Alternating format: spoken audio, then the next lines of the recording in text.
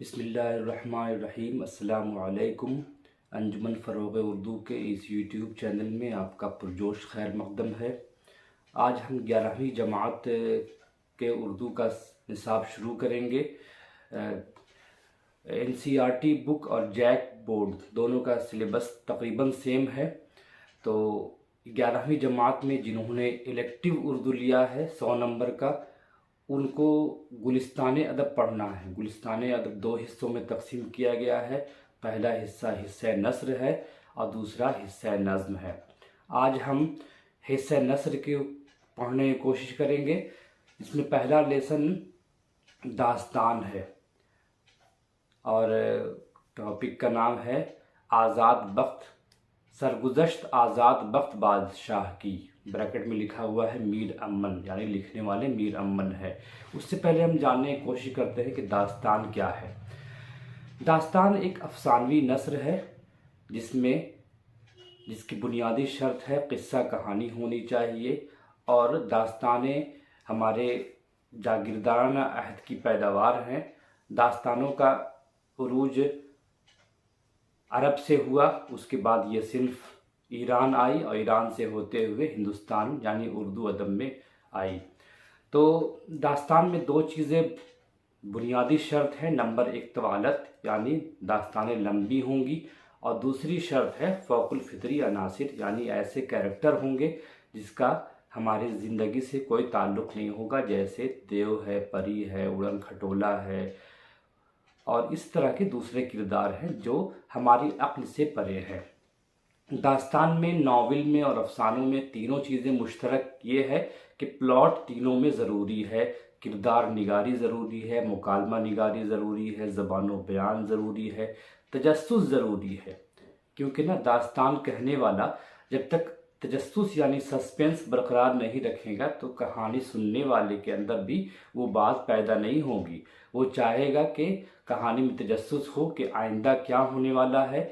यही इस किस्से की जान है, अफसानवी नस्र की जान है, यानी फ़िक्शन की जान है। तो दास्तान खालिस हिंदुस्तानी तसनीफ़ नस्र है। तो आज हम पढ़ेंगे सरगुज़श्त आज़ाद बख्त बादशाह की, मीर अमन।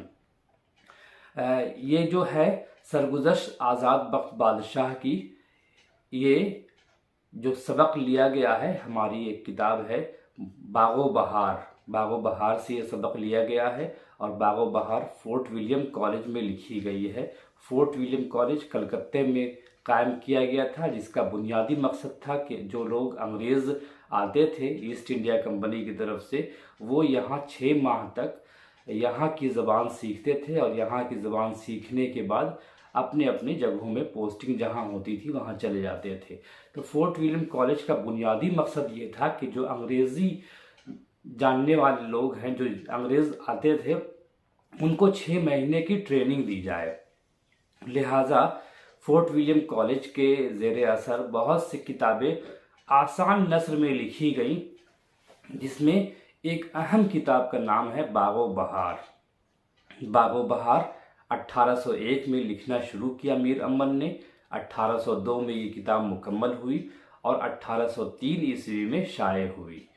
मीर अमन के बारे में, उनकी ज़िंदगी के बारे में कोई हालात नहीं मालूम होते हैं। बस ये मालूम होता है कि वो दिल्ली के रहने वाले थे और वो अपने दोस्त के तवस्सुस से फोर्ट विलियम कॉलेज कलकत्ता गए और वहाँ उन्होंने 4 से 5 साल तक काम किया और उसके बाद कहाँ चले गए कुछ पता नहीं चलता है। हमारे मुअर्रिखीन तरह तरह के क़यास आरइयाँ करते हैं, लेकिन उस पर नज़रअंदाज करने की ज़रूरत है, क्योंकि जब तक हातमी चीज़ मालूम ना हो उस पर हम कोई राय कायम नहीं कर सकते हैं।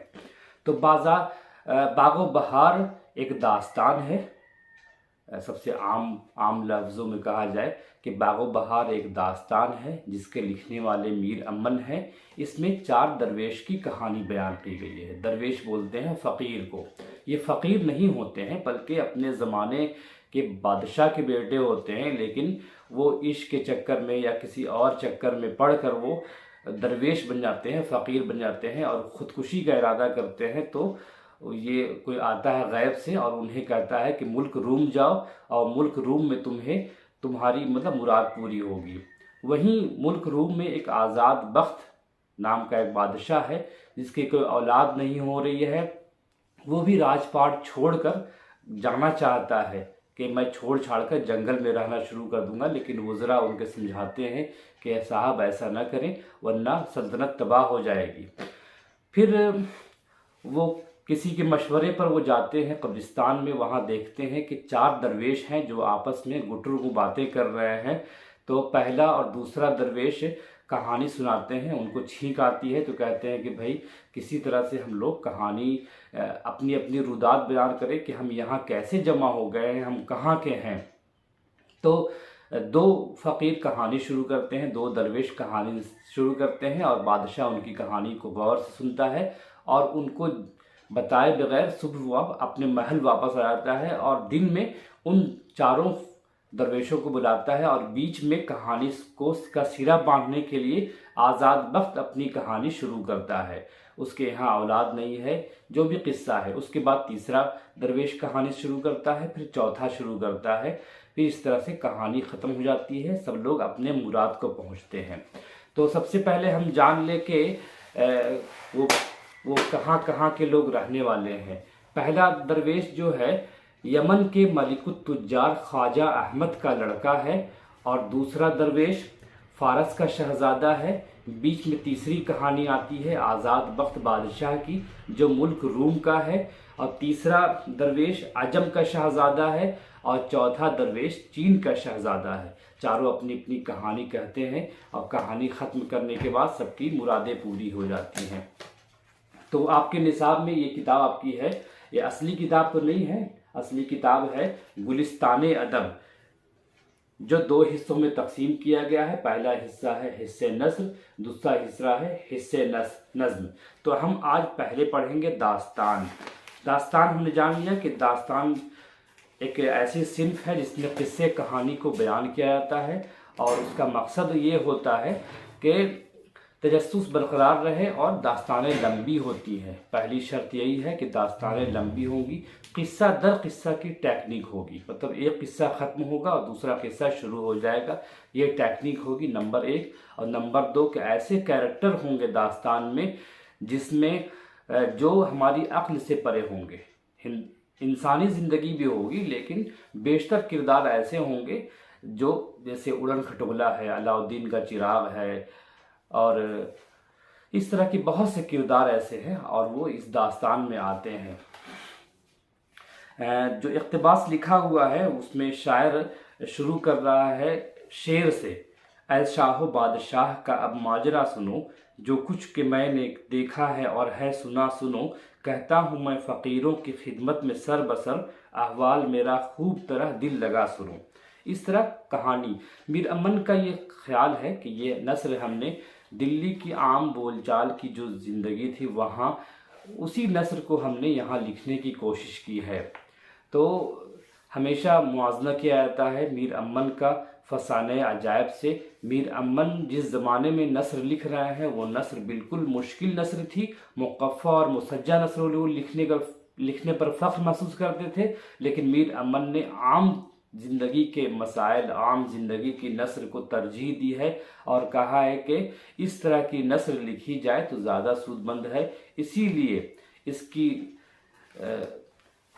बुनियादी पहचान यही है कि इसीलिए हम इस नस्र को पसंद करते हैं और आज भी हमारे यहाँ सिलेबस में शामिल है 11वीं जमात से लेकर, बल्कि और पहले से देखें तो 8वीं 9वीं जमात से BA MA तक हम बागो बहार को पढ़ते हैं। लेकिन हर बार पढ़ने का अंदाज़ बिल्कुल अलग होता है। अभी बस ये जानने की ज़रूरत है आपको कि बागो बहार मीर अमन की किताब है और ये फोर्ट विलियम कॉलेज में लिखी गई है।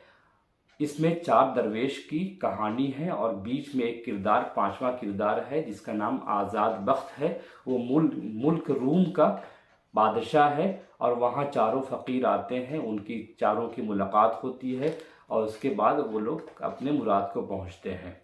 अब हम क्योंकि इम्तिहान में आप लोगों से ऑब्जेक्टिव सवाल पूछे जाएंगे 9th और 11th में, 8th 9th और 11th में ऑब्जेक्टिव सवाल पूछे जाएंगे, लिहाजा हम भी सिर्फ ऑब्जेक्टिव पर ध्यान दें तो ज़्यादा अच्छा रहेगा। लेकिन लिखने की मशक ज़रूर करें क्योंकि अगली जमात में 12वीं जमात में आपको लिखना होगा اور جھارکھنڈ کا حال جانتے ہی ہیں کہ بیشتر بچے اردو لکھنا نہیں جانتے ہیں، اور المیہ یہ ہے کہ بہت سے اس اسکول میں ٹیچرز نہیں ہوتے ہیں، بچوں کو مجبوری میں لینا پڑتا ہے، کیوں نہ لیں، ان کی مادری زبان اردو ہے، اسی لیے وہ لوگ اردو کا انتخاب کرتے ہیں۔ ہم ان کو خوش آمدید کہتے ہیں اس گروپ میں۔ ہم چاہتے ہیں کہ اس کے توسط سے آپ لوگ اردو پڑھنا جاری رکھیں اور الیکٹیو میں یا کور میں اردو کا انتخاب ضرور کریں۔ آئیے ہم دیکھتے ہیں آبجیکٹیو سوالات کتنے بن سکتے ہیں۔ سوال نمبر 1 ہے، سرگزشت آزاد بخت بادشاہ کی کا تعلق کس صنف سے ہے؟ یہ آپ کے پہلے سبق کا نام ہے، تو اس کا آپشن ہے الف ناول، ب داستان، جیم افسانہ، دال ڈرامہ۔ کس کا جواب ہوگا داستان۔ سوال نمبر 2 ہے، سرگزشت آزاد بخت بادشاہ کی کس کتاب سے ماخوذ ہے؟ مطلب لیا گیا ہے، مطلب یہ پوری کتاب نہیں ہے بلکہ 1-2 صفحات اس سے لیے گئے ہیں، اصلی کتاب کوئی اور ہے۔ اس کتاب کا نام پوچھ رہا ہے۔ الف ہے نوطرز مرصع، ب ہے فسانہ عجائب، جیم ہے عود ہندی، دال ہے باغ و بہار۔ اس کا جواب ہوگا دال باغ و بہار۔ سوال نمبر 3 ہے، باغ و بہار کے مصنف کون ہیں؟ الف ہے مرزا غالب، ب ہے آل احمد سرور، جیم ہے میر امن، دال ہے انشاء اللہ خاں انشاء۔ اس کا جواب ہوگا جیم میر امن، کیونکہ میر امن نے باغ و بہار داستان لکھی ہے۔ اب اگلا سوال ہے باغ و بہار، سوال نمبر 4 ہے، باغ و بہار کہاں لکھی گئی؟ الف ہے دلی کالج دلی، ب ہے علی گڑھ مسلم یونیورسٹی علی گڑھ، جیم ہے لکھنؤ یونیورسٹی لکھنؤ، دال ہے فورٹ ولیم کالج کلکتہ۔ اس کا آپشن ہے دال، مطلب جواب ہے اس کا دال، فورٹ ولیم کالج کلکتہ۔ سوال نمبر 5 ہے، داستان باغ و بہار کب شائع ہوئی؟ الف ہے 1803، ب ہے 1810، جیم ہے 1800 عیسوی، دال ہے 1815۔ تو یہاں ایک بات وضاحت ضروری ہے کہ باغ و بہار میر امن نے 1801 میں لکھنا شروع کیا، 1802 میں کتاب مکمل ہوئی اور 1803 عیسوی میں شائع ہوئی۔ تو جواب ہوگا الف 1803۔ اگر 1804 بھی دے کہیں، 1802 دے، تو آپ کو گھبرانا بالکل نہیں ہے، یہی انہی میں سے کوئی ایک آپشن ہوگا۔ سوال نمبر 6 ہے، باغ و بہار میں کل کتنے درویش کا ذکر ہے؟ الف 1، 2، ب 2، جیم 3، دال 4۔